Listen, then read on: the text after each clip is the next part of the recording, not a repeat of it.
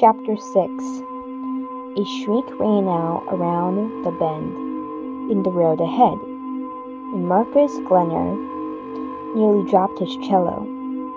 Seconds later, the sound came to an abrupt end, and he grew even more nervous.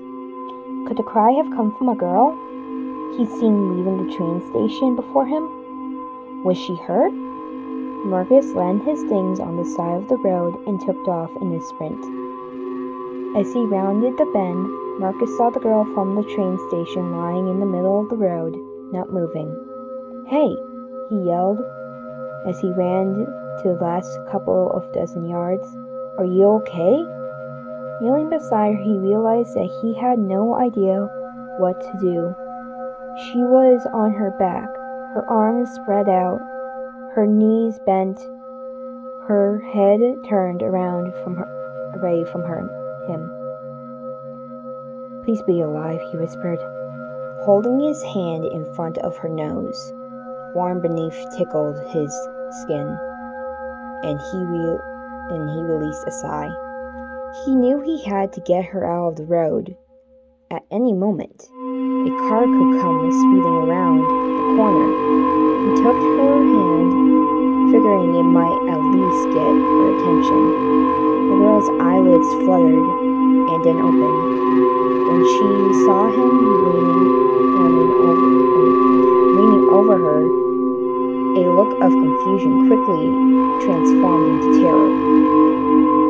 Eyes like mirrors, she opened her mouth and screamed again, and she and Marcus stumbled away from each other,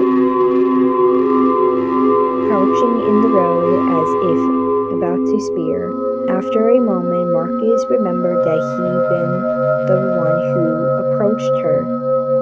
He took a deep breath, a slow breath, and then held out his hands, showing her he meant no harm.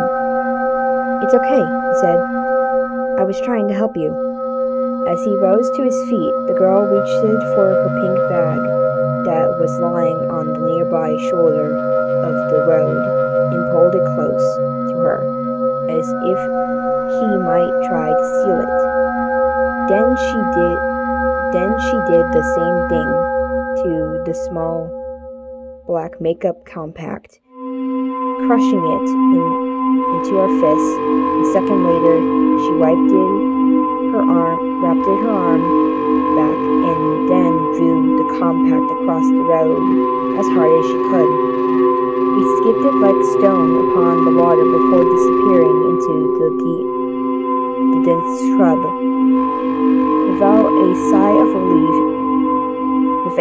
relief, she wiped her nose with the back of her wrist, glanced up at Marcus and shook her head. Marcus felt like he just met a girl who'd been raised by wolves. "I'm Marcus," he said, profusely, as if she might not understand him. "I was down the street when I heard you scream. You were lying here." The girl blinked and then glanced around.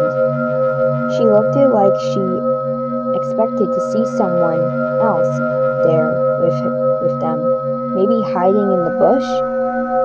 "I'm sorry," he went on when he realized she didn't plan on answering him. "I didn't mean to scare you." You're not the one who scared me," said the girl, continuing to examine the trees. Marcus' skin tingled. His mother had told him he might meet different sorts of people at Luxburg, but this girl was just plain weird.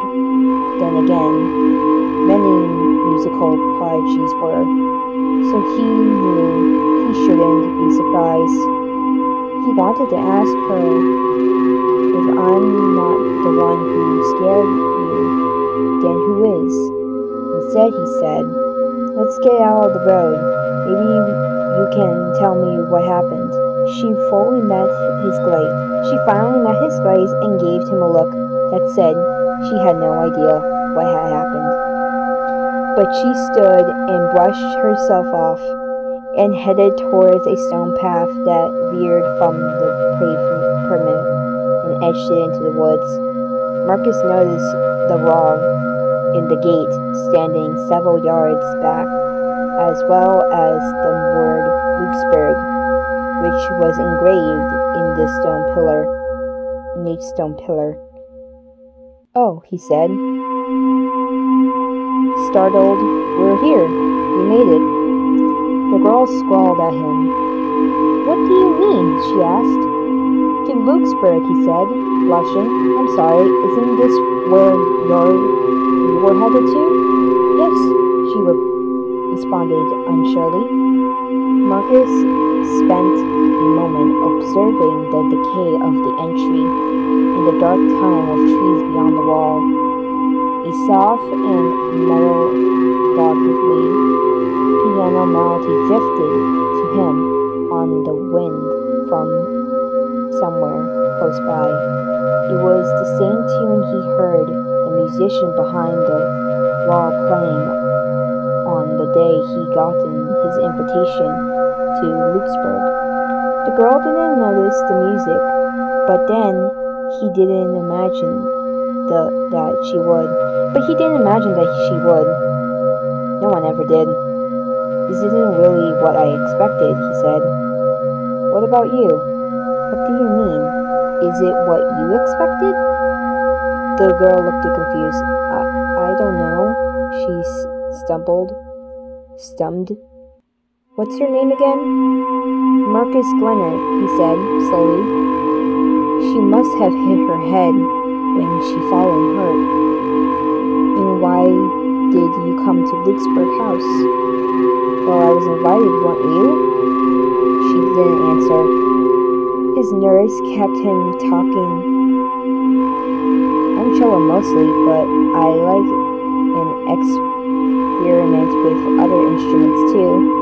Piano, flute, harmonica. Harmonicas are so much fun." He reached it into his pocket and pulled out the small steel instrument he stood there before leaving Idaho. He held it to his lips and then performed a brief jazzy whiff. "What do you play?" he asked. "Play?" "Yeah, what instruments?" "I don't play an instrument." "A singer then? Sweet. You look like you have a nice voice." The girl's cheeks turned the same pink shade as her bag.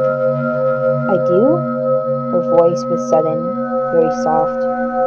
"Totally, I can tell these things. Listen, I dropped all my stuff when I heard.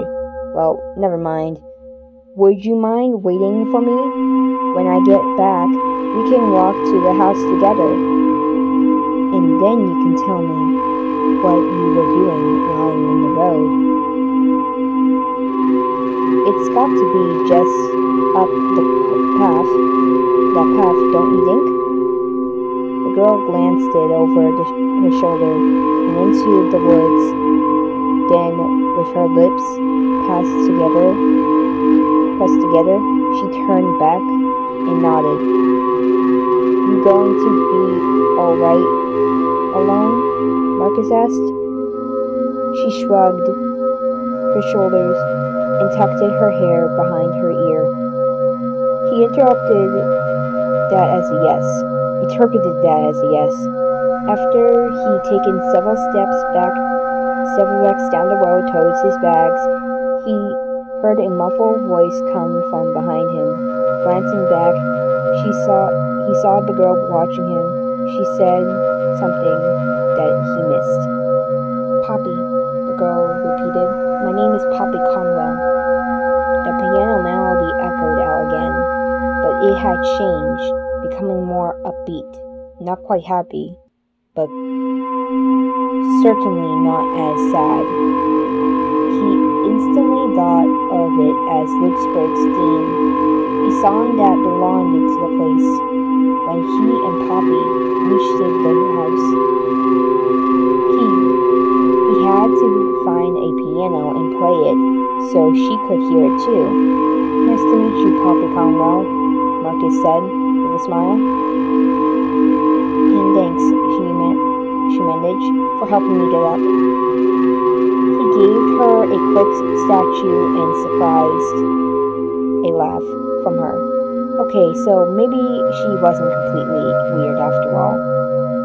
Marcus had never been away from home for more than a weekend, and he was by himself in upstate New York, getting ready to spend the year on a full scholarship at the prestigious Luxembourg Academy for the Performing Arts.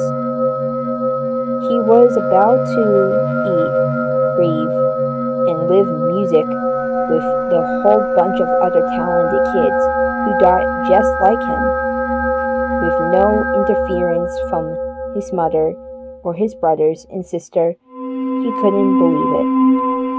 Maybe, Marcus thought, as he came upon his bag and large black case on the side of the road.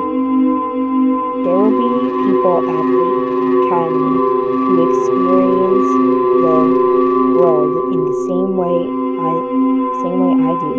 You will meet others who geek out about Chet Baker, Dave Burick, and Nina Simone as much as me. He found Poppy standing right where he left her, at the grave path that led to the shadowy gap in the stone wall. She looked worried. Ready? He asked. Poppy nodded. Together they stepped forward. So, Marcus, do you want to tell me what happened? Poppy bit her lip for a couple of seconds. She then said, "Could you tell me more about your invitation to Luxembourg? I'm pretty sure it's the same one you got."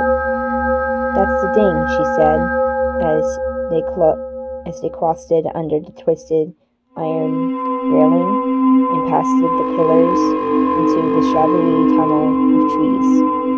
I'm pretty sure it's not. End of chapter 6.